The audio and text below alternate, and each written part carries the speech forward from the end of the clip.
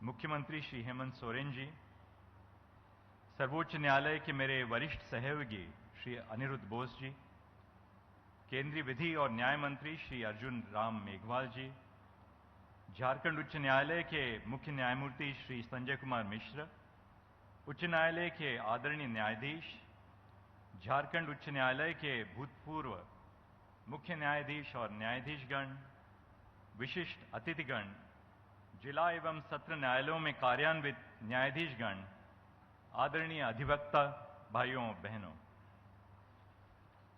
झारखंड उच्च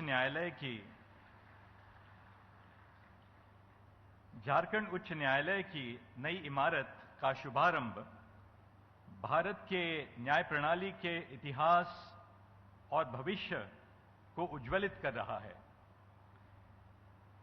न्यायालयीन भवन के माध्यम से हम आज के अवसर पर सामाजिक न्याय एवं संवैधानिक मूल्यों का संरक्षण अपने आप को करने के लिए समर्पित करते हैं। ईंट और पत्थर में बनी इमारत अपने आधुनिक सौंदर्य से आधुनिक राज्य और आधुनिक राष्ट्र का प्रतीक बन सकती है। न्यायपालिका के भवन का विस्तार होने से न्याय प्रणाली की प्रतिष्ठा तो बढ़ती है ही, अधिवक्तागण न्याय भवन में कार्यरत होते हैं, साथ ही साथ भारतीय नागरिक अपने वादों को लेकर न्यायपालिका के द्वार में प्रवेश करते हैं। तब उनकी आस्था को कायम रखना हम सबका उत्तरदायित्व है। सर्वोच्च न्यायालय के 7 साल के मेरे निजी अनुभव में मुझे न्याय और अन्याय के छवि का एहसास हुआ है। सजा होने के पहले हजारों नागरिक छोटे अपराधों के लिए कारागारों में बंदी रहते हैं, अक्सर महीनों या सालों तक। उनके पास न ही साधन है, न ही साक्षरता। यदि न्याय प्रणाली में उनको न्याय शीघ्रता से मिल न पाए तो उनकी आस्था कैसे बने रहेगी? प्रिजम्पशन ऑफ इनोसेंस न्याय व्यवस्था का मूलभूत सिद्धांत है। उस सिद्धांत को जमानत के मामलों में प्रत्यक्ष रूप में हमें अपने सामने रखना चाहिए। गरीब विचाराधीन कैदी यानी अंडर ट्रायल की जमानत में विलंब होने से सामान्य नागरिक की आस्था कैसे दृढ़ रहेगी? जिला और सत्र न्यायालयों को सक्षम बनाना उच्च न्यायालय और सर्वोच्च न्यायालय का कर्तव्य है।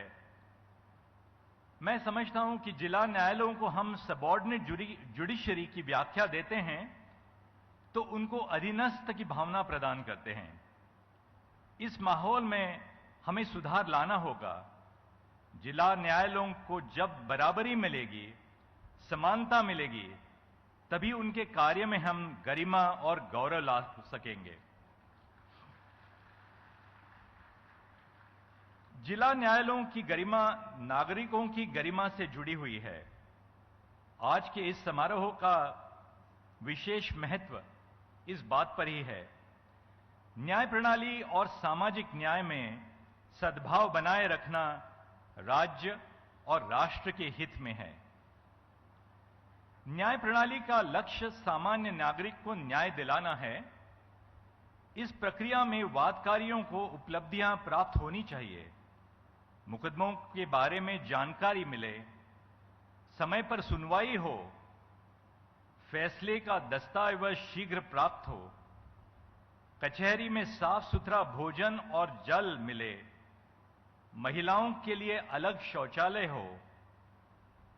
पर आज देश में कई कचहरियां ऐसे हैं, अनगिनत कचहरियां हैं जिनमें महिलाओं के लिए शौचालय भी नहीं है। ऐसी परिस्थिति में सुधार लाने के लिए आवश्यकता है। हमें अपने आप से कठोर सवाल पूछने पड़ेंगे। आज के समाज की अपेक्षा सदियों पहले समाज से विकसित हुई हैं। उनकी दृढ़ आशाओं को न्याय व्यवस्था को हल ढूंढने का कार्य करना होगा। न्याय व्यवस्था को नागरिकों तक पहुंचना होगा। न्याय की खोज उलझन बनने से सामाजिक न्याय नागरिकों तक कैसे पहुंचे। आज भी पिछड़ी जनजातियों, आदिवासी वर्ग के पास जमीन के दस्तावेज की कमी है। इन सब चीजों पर हमें ध्यान रखना ही होगा। टेक्नोलॉजी के माध्यम से आज हम न्याय व्यवस्था को प्रत्येक नागरिक के द्वार तक ले जाने का प्रयास कर रहे हैं। सर्वोच्च न्यायालय और उच्च न्यायालयों का कार्य अंग्रेजी भाषा में होता है। उस भाषा से दूर 6,40,000 से ऊपर गांवों में हम अपना हस्तचिन्ह तब ले जा सकते हैं जब अपने निर्णय का अनुवाद संविधान में स्थित भाषाओं में कर लें। इस कार्य को आज आर्टिफिशियल इंटेलिजेंस के माध्यम से सर्वोच्च न्यायालय ने अपनाया है।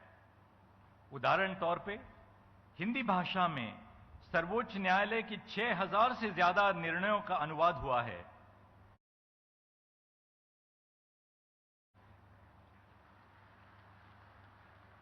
सर्वोच्च न्यायालय के 34,000 निर्णय निःशुल्क ESCR में उपलब्ध आज हो गए हैं। इन पहलों को प्रोत्साहन देने के लिए मैं उच्च न्यायालयों में आशा रखता हूं। अदालत की कार्यवाही को लाइव स्ट्रीमिंग करने से अदालत के कार्य का प्रसारण देश के हर घर में ले जाना एक महत्वपूर्ण प्रकल्प है।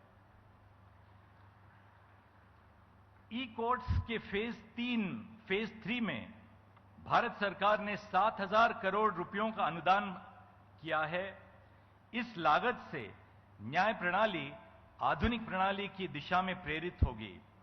साथ ही साथ टेक्नोलॉजी के माध्यम से हम अपने कार्य को सामान्य जीवन से नजदीकी प्रदान करेंगे। इस शुभ अवसर पर मैं आप सबको बधाई देता हूं। मुझे यहां आमंत्रित करने के लिए आप सबको मैं आपके चरण स्पर्श के रूप में धन्यवाद देता हूं। मुझे आशा है कि आप मुझे रांची फिर लौट आने का अवसर देंगे। नमस्ते, जोहार।